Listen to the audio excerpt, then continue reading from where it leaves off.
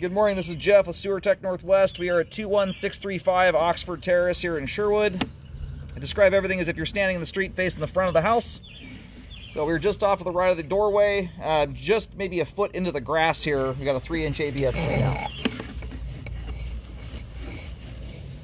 Not my most favorite place for a clean out for obvious reasons. The top of the clean out has been chopped off, looks like by a lawnmower.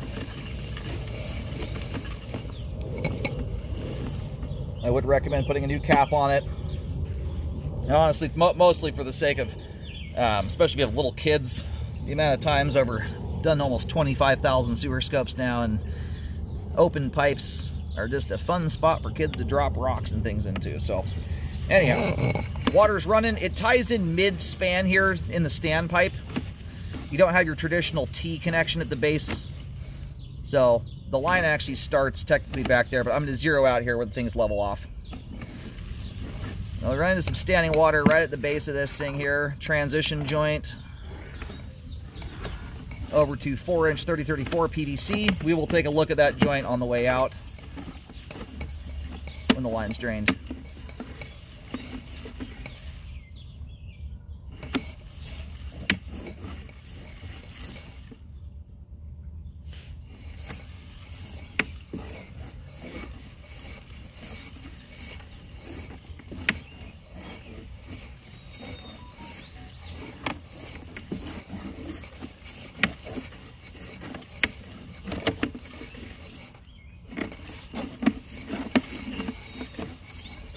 All right, here's our main connection here at about 32 feet.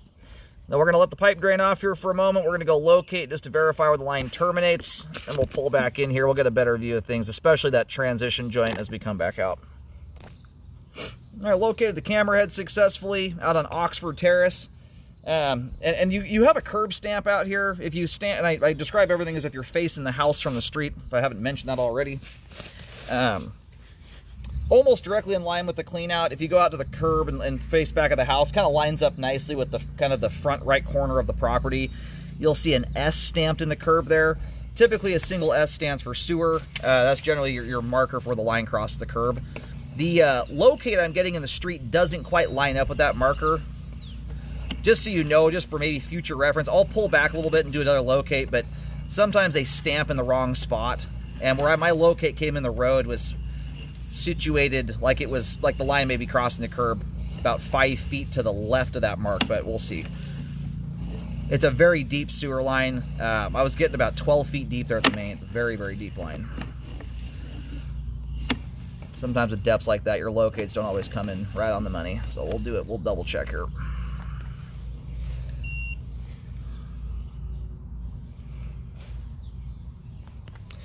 You know, actually the S that I think almost looks like might be yours. Maybe the neighbors potentially. There's actually another S essentially directly in line with the clean out. It's just much more faintly stamped into the concrete. It's hard to see, but it is there. The line is just about does a just perfectly straight shot directly under the tree that's in front of it. The line runs pretty much dead straight the whole way out. So anyway, scratch that. Looks like that other marker there is probably for the neighbor.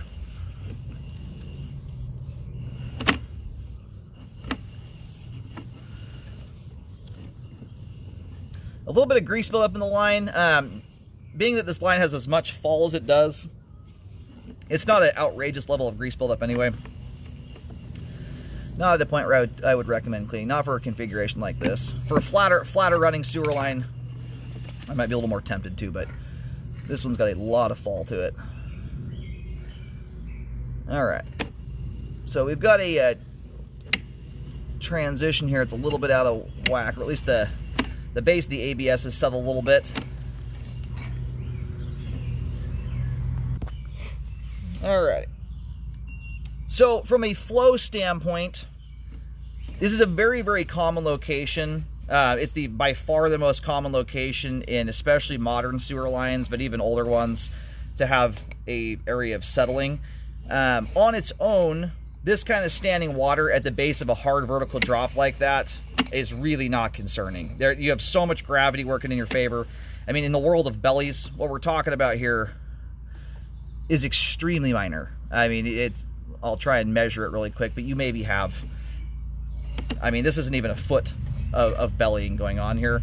And when you level the camera head off, it's kind of deceiving at first because my camera's in a nosedive right now. It kind of looks like we're submerged. When you level the camera off, you've only really got maybe a 1/4 inch to 1/2 inch of water there. And again, like I was referring to at the start, I've done right around 25,000 sewer scopes at this point in my career. A lot of drain cleaning. Bellies like this just simply do not lead to problems unless you're abusing the. I mean, you'd have to abuse this thing hard for that to result in a problem. What I'm most concerned about is the very obvious amount of settling that has taken place in front of the clean out. What concerns me is that the joint may be open to the ground there. The hard part is you don't get a view of it. You'd honestly have to be able to run the camera backwards to see the joint, to see if it's exposed to the ground. That's my concern. There's a very, very obvious amount of settling that's taken place right here. I don't know if a tree was taken out here and that's accounting for the amount of sunken ground, but it's a very obvious depression, and it would not be the first time in my career I've seen a bad pipe joint cause hydro erosion, where that's the process where a line starts sucking the dirt out from around the pipe and over top of it. Unfortunately, the camera doesn't do this justice. You can't see it, but it's very obvious just looking at it how much sinking has taken place here. And the amount of settling that the line is showing there, I mean, you maybe have a 1/4, 1/2 inch of standing water. You have significantly more settling than that immediately around this area. So the hard part is verifying it. You just can't see that pipe joint. So from a flow standpoint, as far as I'm concerned, the line is very much doing its job in that regard. I'm just concerned, what has caused this level of settling? And being that I'm locating, the other thing that I'm noticing here as I locate, my locate at that transition joint comes in right here at the edge of the sunken depression. You're about 7.5 feet deep here. So, you've got a joint that's out of whack there to an extent, or at least theoretically it could be. It's settled enough that that could be the case. And just going off experience, it would not be the first time I've seen this. It's just hard to guarantee that's the cause. There are other reasons that can cause the ground to sink like this. Just poorly compacted soil. A tree may have been here that got ripped out of the ground, leaving a little bit of a crater in the ground. So there's a lot of possibilities there. It's just a hard one to verify with absolute certainty without doing some level of further testing, like doing something like a dye test. I think you can even potentially do smoke testing, where there are ways of verifying to see if stuff is able to either enter the line from putting something into the ground and or allow it to escape the line, and watch for it. So anyway, that's my concern on this one. I'll put a marking down here at the transition. With just the camera, it's not something I can verify with certainty. It's putting the puzzle together here, and it may just be coincidence. It's a hard one to say. My camera does catch that joint pretty good coming back out. So, I mean, things are to an extent out of whack here, but lots and lots of transition joints look this way and settle and are very much secure and closed off at the ground. But it could be a circumstance where this one may be exposed to the ground to some extent. So that's my concern. It's one where I'm kind of tempted to see if there's a further test you can do without having to necessarily do an exploratory dig. I know some of the companies out there like Alpha, eWorks, some of those full service larger companies sometimes have the ability to do a much less invasive type test to see if there's any exposure to the ground.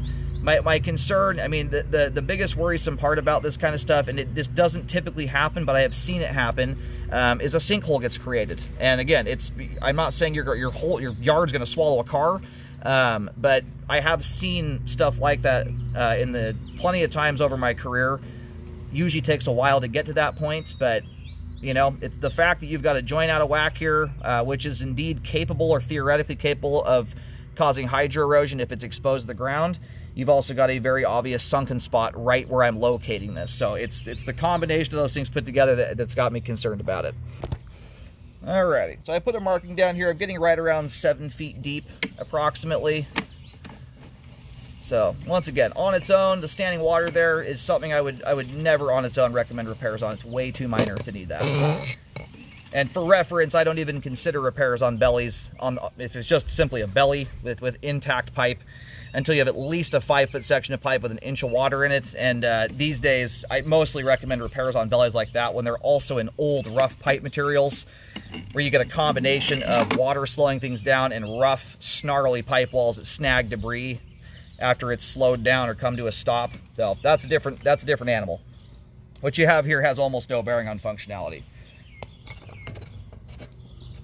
And I will talk to the homeowner to see if there's any, if I can get any ideas, if there's a used to be a tree here or something like that. So there may be some stuff on the report that clears this thing up. Otherwise, this is one that, with the sunkenness going on here in combination with that joint, it's one where I think it's at least worthy of seeing if you can do something like a dye test or a smoke test to see if you can tell if that joint's exposed to the ground at all.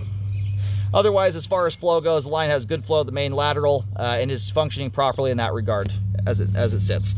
So belly's way too minor on its own there to need repairs, in my opinion.